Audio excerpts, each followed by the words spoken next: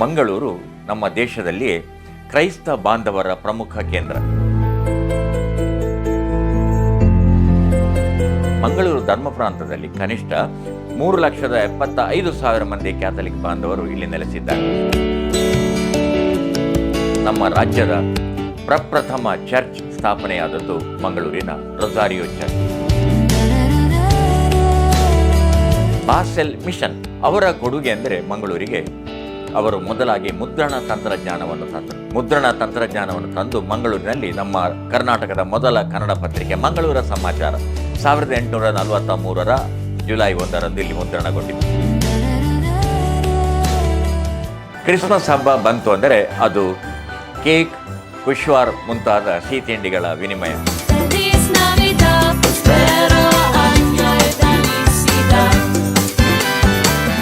Christmas ಅಂದರೆ Santa class ಮನೆ ಮನೆಗೆ ಅವರು ತೆರಳಿ ಕ್ರೈಸ್ತ ಬಾಂಧವರ ಮನೆಗೆ ವಿಶೇಷವಾಗಿ ಈ ಸಂದರ್ಭದಲ್ಲಿ ಅವರು ಬೇರೆ ಬೇರೆ ಕಾರ್ಯಕ್ರಮಗಳನ್ನು ಕೊಡ್ತಾರೆ.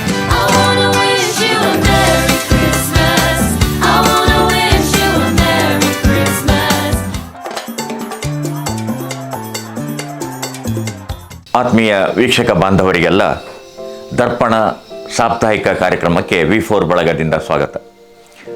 V4 TV ವಾಹಿನಿ ಮತ್ತು V4ನ ಸಮಸ್ತ ಸಾಮಾಜಿಕ ಜಾಲತಾಣಗಳಲ್ಲಿ ಈ ಕಾರ್ಯಕ್ರಮ ಪ್ರಸಾರ ಆಗ್ತದೆ. ಪ್ರತಿ ಶುಕ್ರವಾರ ಸಂಜೆ 7 ಗಂಟೆಗೆ, ಭಾನುವಾರ ಅಪರಾಹ್ನ 2 ಗಂಟೆಗೆ ಮರುಪ್ರಸಾರ. ಆತ್ಮೀಯ ವೀಕ್ಷಕ ಬಾಂಧವರಿಗೆ, ನಮ್ಮ ಪ್ರವರ್ತಕರಿಗೆ ಮತ್ತು ನಮ್ಮೆಲ್ಲ ಆತ್ಮೀಯರಿಗೆ V4 TV ಚಾನೆಲ್ ಬಳಗದ ವ್ಯವಸ್ಥಾಪಕ ನಿರ್ದೇಶಕ ಲಕ್ಷ್ಮಣ್ ಕುಂದರ್ ಮತ್ತು ಟೀಮ್ V4 ಪರವಾಗಿ ಹೊಸ ವರ್ಷದ ಮತ್ತು ಕ್ರಿಸ್ಮಸ್ ಹಬ್ಬದ ಗೌರವಪೂರ್ವಕ ಶುಭಾಶಯಗಳು. ಆತ್ಮೀಯರೇ, ನಮ್ಮ ಭಾರತ ದೇಶದಲ್ಲಿ ಮಂಗಳೂರನ್ನು ಕ್ಯಾಥಲಿಕ್ ಬಾಂಧವರ, ಕ್ರೈಸ್ತ ಬಾಂಧವರ ವ್ಯಾಟಿಕನ್ ಎಂಬುದಾಗಿಯೇ ಬಹಳ ಗೌರವಪೂರ್ವಕವಾಗಿ ಕರೆಯುವಂಥ ಒಂದು ಕ್ರಮ ಇದೆ. ಯಾಕಂದರೆ ಮಂಗಳೂರು ನಮ್ಮ ದೇಶದಲ್ಲಿಯೇ ಕ್ರೈಸ್ತ ಬಾಂಧವರ ಪ್ರಮುಖ ಕೇಂದ್ರ. ಹಾಗೆ ನೋಡಿದರೆ ಮಂಗಳೂರಿನ ಇತಿಹಾಸಕ್ಕೂ ಕ್ರೈಸ್ತ ಬಾಂಧವರ ಕೊಡುಗೆಗೂ ಬಹಳ ದೊಡ್ಡ ನಂಟಿದೆ. ಕ್ರೈಸ್ತ ಬಾಂಧವರ ಕೊಡುಗೆ ಕೇವಲ ಧಾರ್ಮಿಕ, ಆಧ್ಯಾತ್ಮಿಕ ಕ್ಷೇತ್ರ ಮಾತ್ರವಲ್ಲ. ಅವರ ಕೊಡುಗೆ ನಮ್ಮ ಶಿಕ್ಷಣ ಕ್ಷೇತ್ರಕ್ಕೆ ಅಪಾರ. ನಮ್ಮ ಕರಾವಳಿಯಾದ್ಯಂತ ನಮ್ಮ ಕ್ರೈಸ್ತ ಬಾಂಧವರ ಶಿಕ್ಷಣ ಸಂಸ್ಥೆಗಳು ಅತ್ಯಂತ ದೊಡ್ಡ ಕೊಡುಗೆಯನ್ನು ನಮ್ಮ ಈ ಪ್ರದೇಶ ಸ್ವಾವಲಂಬಿಯನ್ನಾಗಿಸುವಲ್ಲಿ ರೂಪಿಸಿದೆ. ಆ ಬಗ್ಗೆ ಎಲ್ಲ ವಿವರಗಳನ್ನು ಈ ದಿನ ಕೊಡೋಣ.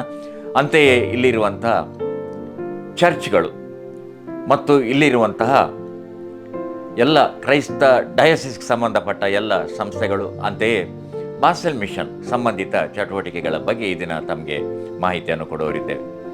ಆತ್ಮೀಯರೇ, ಮಂಗಳೂರಿಗೆ ಸುಮಾರು 600 ವರ್ಷಗಳ ಹಿಂದೆ ಕ್ರೈಸ್ತ ಬಾಂಧವರ ಆಗಮನವಾಯಿತು. ತಮಗೆಲ್ಲ ತಿಳಿದಂತೆ ಮಂಗಳೂರಿನಲ್ಲಿ ಅವರ ಕಾರ್ಯಕ್ಷೇತ್ರ ಆರಂಭವಾದದ್ದು ಅವರು ಗೋವಾದಿಂದ ಮತ್ತು ಮುಂಬೈಯಿಂದ ಬಂದರು. ಗೋವಾ ಮತ್ತು ಮುಂಬೈಗೆ ಮೊದಲ ಬಾರಿಗೆ ಅವರು ಬಂದರೆ ಅಲ್ಲಿಂದ ಮುಂದೆ ಮಂಗಳೂರು ಅವರ ಕಾರ್ಯಕ್ಷೇತ್ರವಾಯಿತು. ಹಾಗೆ ನೋಡಿದರೆ ಕ್ರೈಸ್ತ ಬಾಂಧವರು ಇಲ್ಲಿ ಬಂದದ್ದು ಸುಮಾರು 600 ವರ್ಷಗಳ ಹಿಂದೆ ಅಧಿಕೃತವಾಗಿ. ಇಲ್ಲಿ ಈ ಪ್ರಾಂತದ, ನಮ್ಮ ರಾಜ್ಯದ ಪ್ರಪ್ರಥಮ ಚರ್ಚ್ ಸ್ಥಾಪನೆಯಾದದ್ದು ಮಂಗಳೂರಿನ ರೊಸಾರಿಯೋ ಚರ್ಚ್.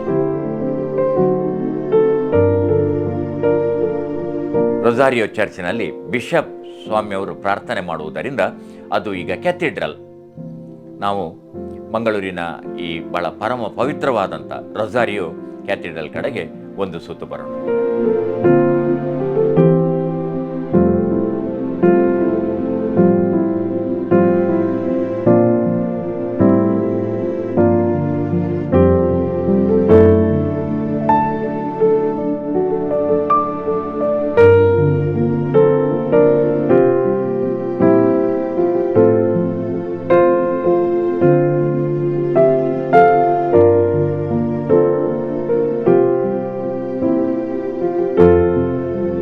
ಆದ್ಮೇಲೆ ಮಂಗಳೂರಿನ ಬಹಳ ಪ್ರಮುಖವಾದಂಥ ಚರ್ಚ್ ಹಂಪನಕಟ್ಟೆಯಲ್ಲಿರುವಂಥ ಮಿಲಾಗ್ರಿಸ್ ಚರ್ಚ್. ಆದ್ಮೇಲೆ ಅಲ್ಲಿ ನಿರ್ದಿಷ್ಟ ಅವರ ಸೈಂಟ್ ಅಥವಾ ಸಂತರನ್ನು ಇಲ್ಲಿ ಗೌರವಿಸಲಾಗ್ತದೆ. ಹಾಗೆ ಯೇಸು ಸ್ವಾಮಿ ಮತ್ತು ಸಮಗ್ರ ಕುಟುಂಬವನ್ನು ಇಲ್ಲಿ ನೆನಪಿಸುವ ಕಾರ್ಯಕ್ರಮ ನಡೀತಾ ಇದೆ. ಅವರ ಪೂಜ್ಯ ಮಾತಾಪಿತರು ಜೊತೆಗೆ ಇಲ್ಲಿ ಕ್ರಿಸ್ಮಸ್ ಹಬ್ಬದಲ್ಲಿ ಎಲ್ಲ ವಿವರಗಳನ್ನು ನೀಡಲಾಗ್ತದೆ. ಜೊತೆಗೆ ವರ್ಣರಂಜಿತವಾಗಿ ಮಂಗಳೂರು ಕಂಗೊಳಿಸ್ತಾ ಇದೆ. ಆದ್ಮೇಲೆ ಮಿಲಾಗ್ರಿಸ್ ಚರ್ಚ್, ಮಂಗಳೂರಿನ ಹೃದಯ ಭಾಗದಲ್ಲಿರುವಂಥ ಮಿಲಾಗ್ರಿಸ್ ಚರ್ಚ್ ಬಹಳ ದೊಡ್ಡ ಕೊಡುಗೆಯನ್ನು ನಾಡಿಗೆ ನೀಡುತ್ತಾ ಇದೆ. ಆಧ್ಯಾತ್ಮಿಕ ಮತ್ತು ಎಲ್ಲ ಚರ್ಚ್ಗಳಲ್ಲಿ ಕೂಡ ಸುಸಜ್ಜಿತ ಸಭಾಂಗಣಗಳು, ಸುಸಜ್ಜಿತ ವೇದಿಕೆಗಳು, ಸುಸಜ್ಜಿತ ಮುಕ್ತ ಬಯಲು ರಂಗಮಂದಿರಗಳು, ಬಯಲು ಮಂದಿರಗಳು, ಹೀಗೆಲ್ಲ ಬಹಳ ದೊಡ್ಡ ಕೊಡುಗೆಯನ್ನು ಅವರು ಕೊಡ್ತಾ ಇದ್ದಾರೆ.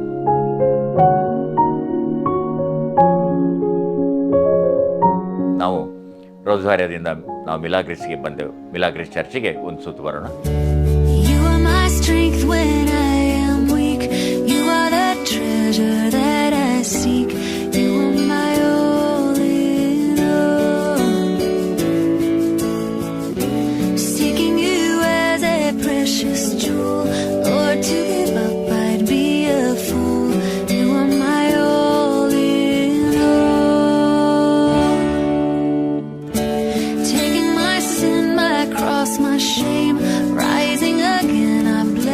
ಆದ್ಮೇಲೆ ಮಂಗಳೂರಿನ ಬೆಂದೂರಿನ ಸೈಂಟ್ ಸೆಬಾಸ್ಟಿಯನ್ ಚರ್ಚ್ ಬಹಳ ಪ್ರಮುಖವಾದಂಥ ಕೇಂದ್ರ.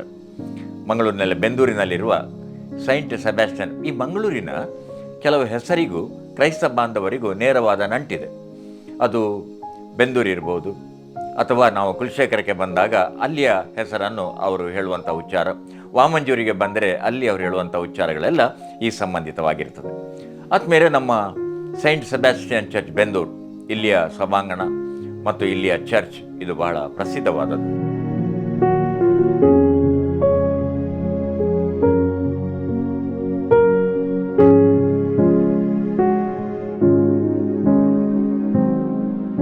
ನಾವು ಇಂದಿನ ಕಾರ್ಯಕ್ರಮದಲ್ಲಿ ಪೂರ್ಣ ಮಾಹಿತಿಗಳನ್ನು ನೀಡ್ತಾ ಇಲ್ಲ, ನಾವು ಕೆಲವು ಪ್ರಾತಿನಿಧಿಕವಾಗಿ ಮಾತ್ರ ನೀಡ್ತಾ ಇದ್ದೇವೆ. ಅದರಿಂದ ತಮ್ಮ ಕ್ಷಮೆಯನ್ನು ಆ ಕಾರಣಕ್ಕಾಗಿ ಕೋರಿ, ಇದು ಸಮಗ್ರವಲ್ಲ, ತಮಗೊಂದು ಸೂಚ್ಯಾಂಕವಾಗಿ ಸೂಚ್ಯ ರೀತಿಯಲ್ಲಿ ಕೊಡ್ತಾ ಇದ್ದೇವೆ.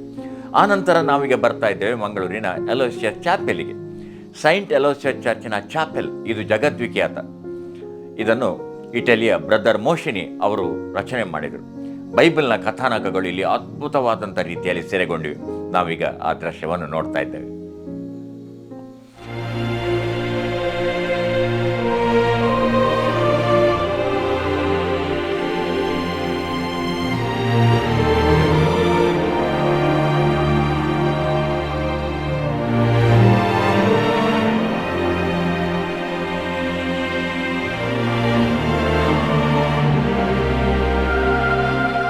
ಆದ್ಮೇಲೆ ಮಂಗಳೂರಿನ ಸೈಂಟ್ ಆಗ್ನೆಸ್ ಕಡೆಗೆ ನಾವು ಬಂದರೆ ಅಲ್ಲೇ ಪಕ್ಕದಲ್ಲಿ ಬೆಂದೂರು ಚರ್ಚ್ ಈಗಾಗಲೇ ನಾವು ನೋಡಿದೆವು.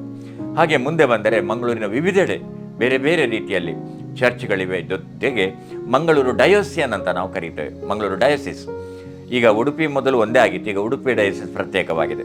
ಇಲ್ಲಿಯ ಧರ್ಮ ಪ್ರಾಂತ ಅಂತ ನಾವು ಕರೀತೇವೆ. ಮಂಗಳೂರು ಧರ್ಮ ಪ್ರಾಂತದಲ್ಲಿ ಕನಿಷ್ಠ 3,75,000 ಮಂದಿ ಕ್ಯಾಥಲಿಕ್ ಬಾಂಧವರು ಇಲ್ಲಿ ನೆಲೆಸಿದ್ದಾರೆ. ಬಿಷಪ್ ಹೌಸ್ ಮಂಗಳೂರಿನ ಹೃದಯ ಭಾಗದಲ್ಲಿ ಇದೆ. ನಾವು ಅಲ್ಲಿಗೊಂದು ಸುತ್ತು ಬಂದು ಆನಂತರ ನಾವು ಬಲ್ಮಠಕ್ಕೆ ಬರ್ತಾ ಇದ್ದೇವೆ. ಆದಮೇಲೆ ಬಲ್ಮಠ ಮಂಗಳೂರಿನ ಬಾಸೆಲ್ ಮಿಷನ್ನ ಬಹಳ ಪ್ರಮುಖವಾದಂಥ ಕೇಂದ್ರ. ಬಾಸೆಲ್ ಮಿಷನ್ ಅವರು ನಮ್ಮ ಇನ್ನೊಂದು ಪಂಥ. ಅವರು ಕ್ರೈಸ್ತರಲ್ಲಿ ನಮ್ಮ ಜರ್ಮನಿಯಿಂದ ಬಾಸೆಲ್ ನಗರದಿಂದ ಇಲ್ಲಿಗೆ ಬಂದು ಇಲ್ಲಿನ ಪ್ರಮುಖ ಕೈಗಾರಿಕಾ ಕ್ರಾಂತಿಗೆ ಅವರೇ ಕಾರಣ.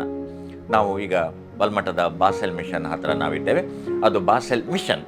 ಆನಂತರ ಎಲ್ಲೇ ಪಕ್ಕದಲ್ಲಿ ಶಾಂತಿ ನಿಲಯ ಚರ್ಚ್ ಇದೆ. ಹಾಗೆ ಅವರಿಗೆ ಸಂಬಂಧಪಟ್ಟ ಹಾಗೆ ಬೊಕ್ಕಪಟ್ಟಣದಲ್ಲಿ ಕೂಡ ಅವರದ್ದು ಪ್ರತ್ಯೇಕವಾದಂಥ ಚರ್ಚ್ ಅಸ್ತಿತ್ವದಲ್ಲಿದೆ. ಅವರ ಕೊಡುಗೆ ಅಂದರೆ ಮಂಗಳೂರಿಗೆ ಅವರು ಮೊದಲಾಗಿ ಮುದ್ರಣ ತಂತ್ರಜ್ಞಾನವನ್ನು ತಂದರು. ಮುದ್ರಣ ತಂತ್ರಜ್ಞಾನವನ್ನು ತಂದು ಮಂಗಳೂರಿನಲ್ಲಿ ನಮ್ಮ ಕನ್ನಡದ ಮೊದಲ ಪತ್ರಿಕೆ, ಕರ್ನಾಟಕದ ಮೊದಲ ಕನ್ನಡ ಪತ್ರಿಕೆ ಮಂಗಳೂರ ಸಮಾಚಾರ 1843 ಜುಲೈ 1 ಇಲ್ಲಿ ಮುದ್ರಣಗೊಂಡಿತು.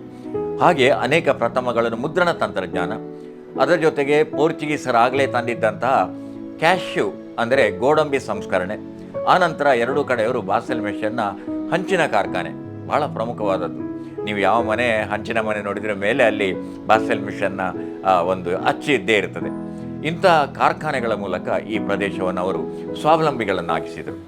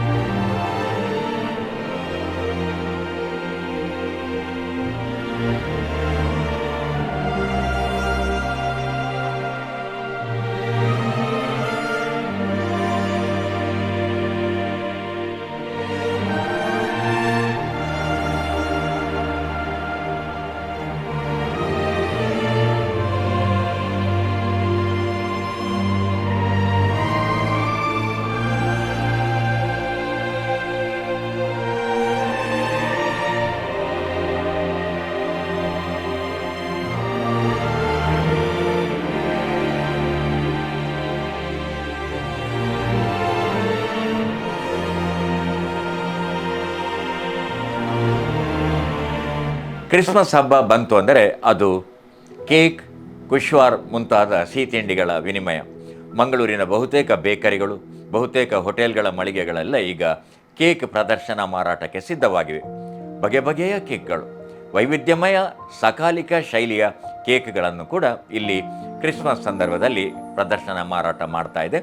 ಜನತೆ ಅಥವಾ ಕ್ರೈಸ್ತ ಬಾಂಧವರು ಕೇಕ್ ಹಂಚುವ ಮೂಲಕ ತಮ್ಮ ಬಂಧು ಮಿತ್ರರಿಗೆ ಈ ಸಂತೋಷವನ್ನು ಕೂಡ ಅವರು ಹಂಚಿಕೊಳ್ಳುತ್ತಾರೆ. ಪುಟಾಣಿಗಳು ಕಾಯ್ತಾ ಇರ್ಬೋದು. ಕ್ರಿಸ್ಮಸ್ ಅಂದರೆ ಸಾಂಟಾ ಕ್ಲಾಸ್ ಆಗಮನ ಆಗಲೇಬೇಕು. ಮನೆ ಮನೆಗೆ ಅವರು ತೆರಳಿ, ಕ್ರೈಸ್ತ ಬಾಂಧವರ ಮನೆಗೆ ವಿಶೇಷವಾಗಿ ಈ ಸಂದರ್ಭದಲ್ಲಿ ಅವರು ಬೇರೆ ಬೇರೆ ಕಾರ್ಯಕ್ರಮಗಳನ್ನು ಕೊಡ್ತಾರೆ. ಸಾಂಟಾ ಕ್ಲಾಸ್ ಅಂದರೆ ಅಜ್ಜ ಕೊಡುಗೆಗಳನ್ನು ತರ್ತಾರೆ ಎಂಬುದಾಗಿ ಮಕ್ಕಳ ನಂಬಿಕೆ. ಹಾಗೆ ಸಾಂಟಾ ಕ್ಲಾಸ್ ಈ ಬಗ್ಗೆ ನಿರಾಸೆ ಮಾಡೋದಿಲ್ಲ.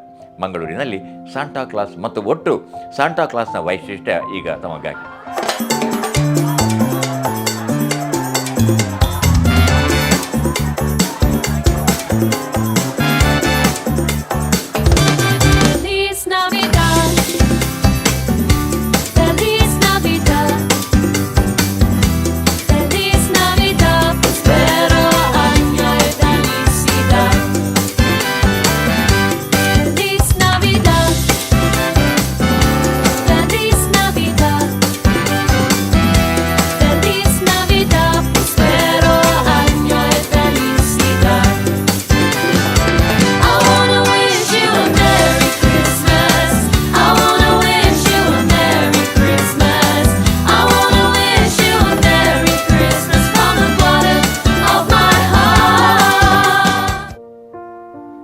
ಆದ್ಮೇಲೆ ಮಂಗಳೂರನ್ನಾಕ್ಷಣ ನಾವೀಗ ಕೇವಲ ಮಂಗಳೂರಿಗೆ ಸೀಮಿತಗೊಳಿಸಿ ಇಲ್ಲಿಯ ವಿವರಗಳನ್ನು ಕೊಡ್ತೇವೆ.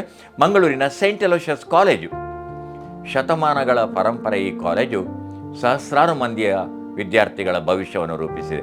ಅದು ಕಿಂಡರ್ ಗಾರ್ಟನ್ನಿಂದ ಪೋಸ್ಟ್ ಗ್ರ್ಯಾಜುಯೇಷನ್, ಸ್ನಾತಕೋತ್ತರದವರೆಗೆ. ಇತ್ಲಾಗಿಂದ ಕಂಕನಾಡಿಗೆ ಬಂದರೆ ಫಾದರ್ ಮುಲ್ಲರ್ಸ್ ಮೆಡಿಕಲ್ ಕಾಲೇಜ್,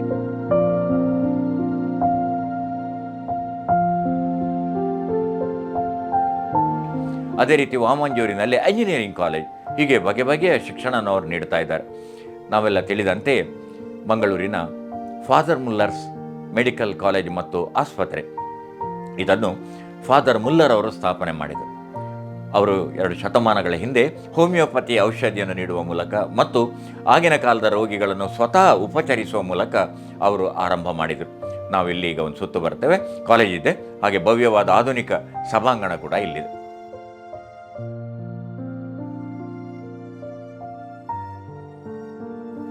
ಆದ್ಮೇಲೆ ಮದರ್ ತೆರೇಸಾ ಅವರು ಮಂಗಳೂರಿಗೆ 3 ಬಾರಿ ಬಂದರು.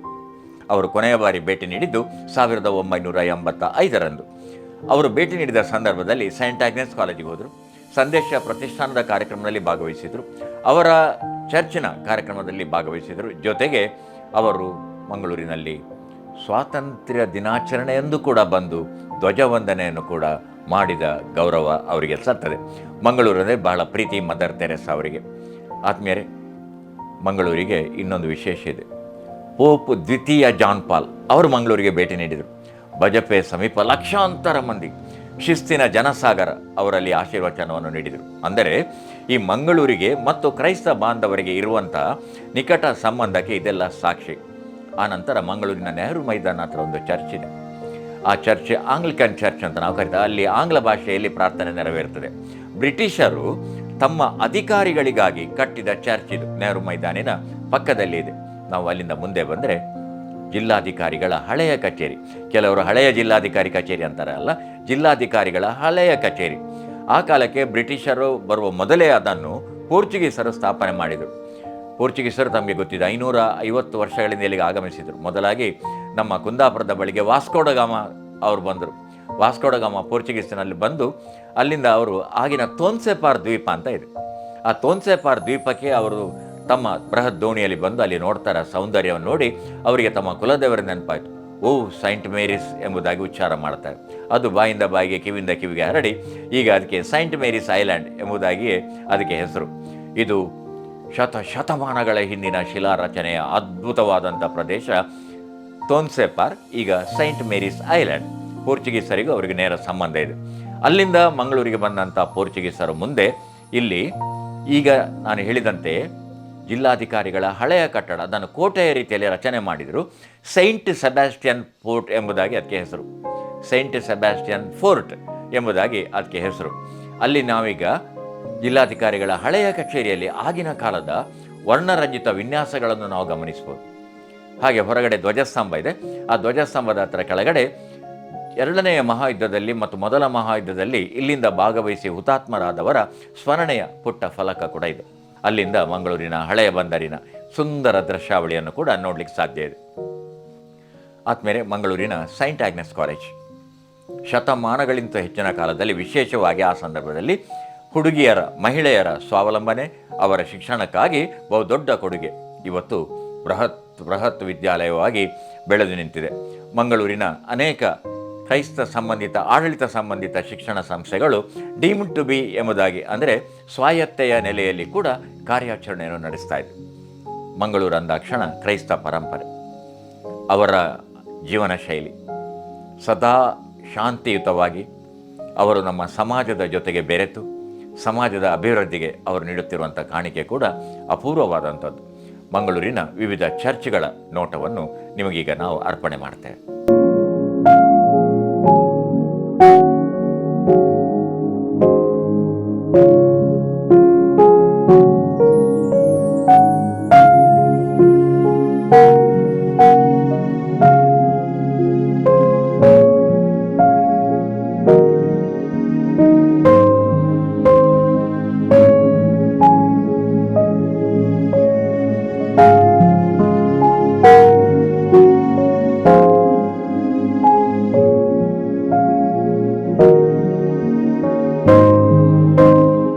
ಆದ್ಮೇಲೆ ಕುಲಶೇಖರದ, ಅಲ್ಲಿಗೆ ಕೊರಡೇಲ್ ಹಾಲ್ ಎಂಬುದಾಗಿ ಕೂಡ ಕರೀತಾರೆ. ಕುಲಶೇಖರದಲ್ಲಿ ಅತಿ ದೊಡ್ಡ ಪ್ರದೇಶದಲ್ಲಿ ಚರ್ಚ್ ನಿರ್ಮಾಣವಾಗಿದೆ. ಇಲ್ಲಿ ಬಗೆ ಬಗೆಯ ಧಾರ್ಮಿಕ, ಸಾಮಾಜಿಕ ಮತ್ತು ವಿಶೇಷವಾಗಿ ಔತಣಕೂಟಗಳಂಥ ಕಾರ್ಯಕ್ರಮಗಳು ಹೊರಗಿನ ಸಭಾಂಗಣದಲ್ಲಿ ನಡೆದರೆ ಚರ್ಚ್ ಆಕರ್ಷಕ ವಿನ್ಯಾಸದಿಂದ ಭಕ್ತಾಭಿಮಾನಿಗಳನ್ನು ಸೆಳೆಯುತ್ತಿದೆ.